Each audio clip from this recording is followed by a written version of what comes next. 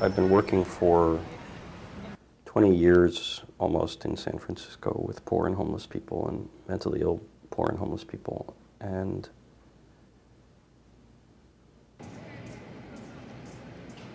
there's a couple of myths that I hope you get to explore.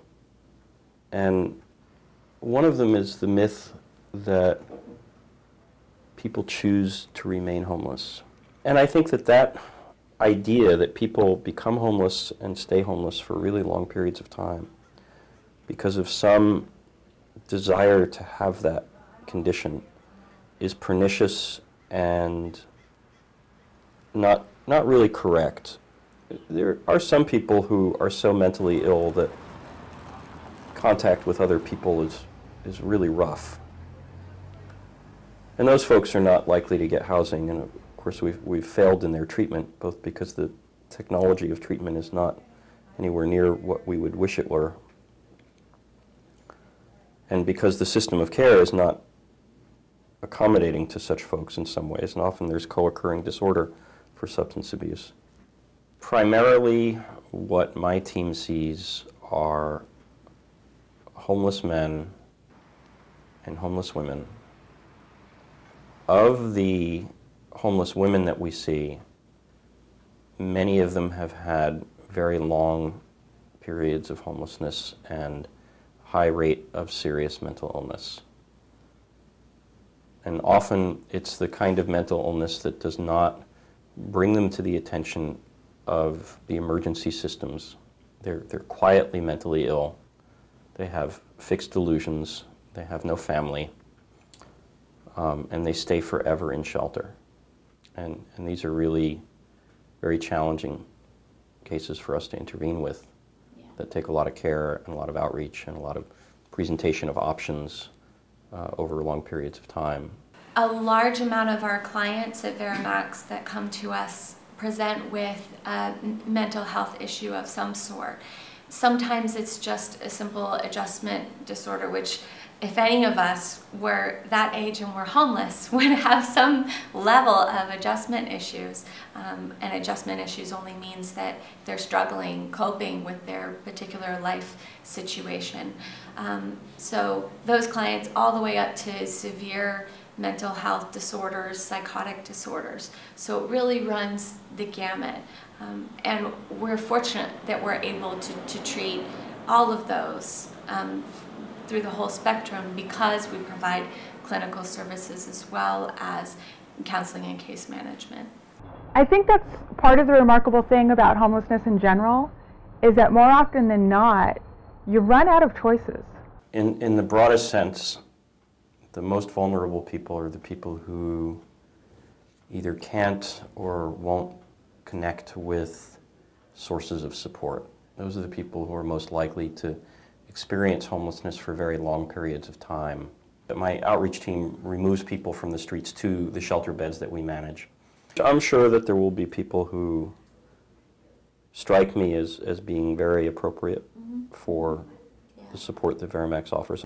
One of the clients that's been a success story for VeraMax was a woman who was in a situation where she had been living in a home for quite some time, a residence in San Francisco, and she was in a mother-in-law unit, and the landlord wanted that room back.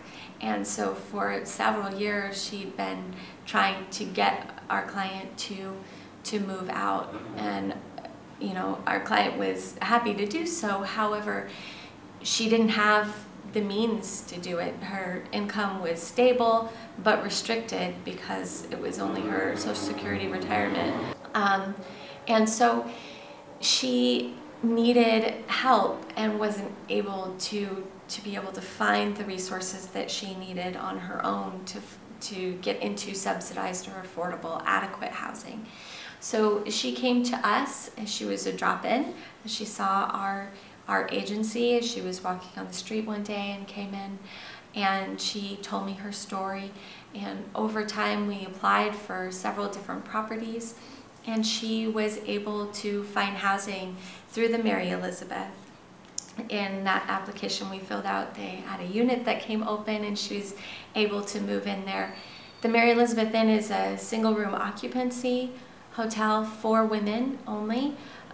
It's permanent housing, but for her, it's a step in the process. She's looking for her own apartment where she can cook on her own and where she can have her sons come over and visit her. It would be much less restricted. But what this was able to do is to keep her from being evicted and keep her from getting into the shelter system or to be sleeping on her son's couch or what have you. So she's stably housed for the moment. She is wanting to stay housed in San Francisco and not wanting to go outside of San Francisco. So the good news is that that housing she's in, she can stay there for as long as she needs to until something opens up within the city. And she'll continue case management until she's able to find the permanent housing that she's looking for. My team, which is mostly but not entirely female, and has a really strong feeling that senior women are among the most vulnerable and underserved population.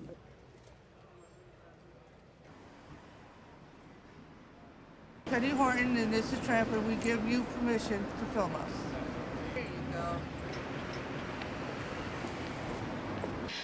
I think VeraMax fills a hole that is currently empty in San Francisco services because we are approaching our clients as whole individuals and really doing everything possible to take that person from where they are to being permanently housed, unhomeless, if you will. And we're able to meet all of their needs along the way by providing counseling services, providing therapy, providing case management, but doing it in a way where we're literally teaching them how to put one foot in front of the other. We're not just providing them the resources, but we're walking them through the entire process. We're filling out the applications for them. We're following up on the applications. We're, after finding the housing, of course, that they can apply for. But then also helping them by taking them to the housing interview and making sure that they have everything they need to be able to move in, and that once they're in there, providing services for up to a year after that to make sure they're stable and that they've tapped into the resources of the community that they're living in once they're housed. So really it's step by step helping guide them through the process, helps break down barriers that have led them to be continually homeless. Whereas other agencies will give them pieces of this or pieces of that, and they'll run into those walls and then fall back. So we're really, in a sense, carrying our clients through everything necessary to change their lives permanently. I think we're seeing more homeless families staying homeless for longer because the housing is just unaffordable without the job that feeds it. For 7 years, I was a receptionist, and I helped with ESL English. Had my own ESL English, one ESL English class, and worked my way up to the operation manager before the funding got cut, and then that's how I lost my job. Clients find out about VeraMax in several different ways. One is through the flyers that we put up around the city in various agencies that they go to, whether it's food pantries or a place where they can get computer access, or a place where they're looking for housing. And they also find out about us by seeing us at events such as Project Homeless Connect, where we have a table and we do outreach there. Referrals is a huge way that we get clients as well. And that's just through the networking that we've done with other case managers of other agencies around town. So when they're not able to meet the needs of a client that comes in, or it doesn't meet their specific population, they know who to recommend. VeraMax, I actually got a flyer in my mailbox, and I saw that, and I saw that it was for my age group, and I want to always try to improve myself. And I knew that I needed to work with issues. I had issues, and I didn't want to fall through the cracks, and I knew that I wasn't matching up with my community, because the community was around me is like, well, it's the Tenderloin community, and it's just totally different than me or the lifestyle from which I come from, or part of what bringing up. She'd lived in single-room occupancy hotel before, but felt very unsafe there. She felt very vulnerable, and she was preyed upon by other people. When I first came in to VeraMax, I was a person who was not sleeping all night long. The reality was I didn't feel safe. I was getting to the point where this was starting to affect me. And I came and I talked with Haley about it, and she says, well, maybe we can find you someplace else. They're teaching me to be outside that comfort zone, to be assertive, or my own advocate, but it's more than that. It's more than that because it's becoming who you were meant to be to begin with. I say that in all beauty because now I'm sleeping all night long. I feel peaceful. And I'm learning that there's something more that is deserving of than what I've settled for. I settled for second fiddle for so long that it was hard for me to realize there's something more than just second fiddle.